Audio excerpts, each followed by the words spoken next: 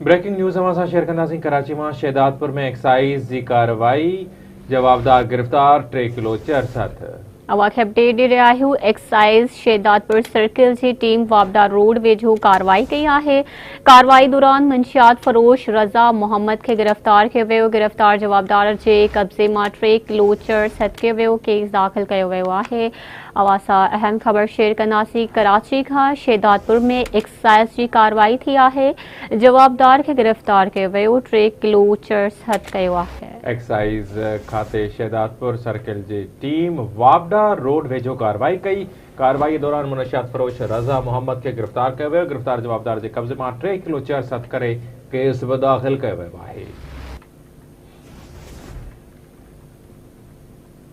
कराची में breaking news असां share कंदासीं। शहदादपुर में एक्साइज़ खाते की टीम कार्रवाई कंदे जवाबदार के गिरफ्तार करे 3 किलो चर्स हथ करे वरतो है।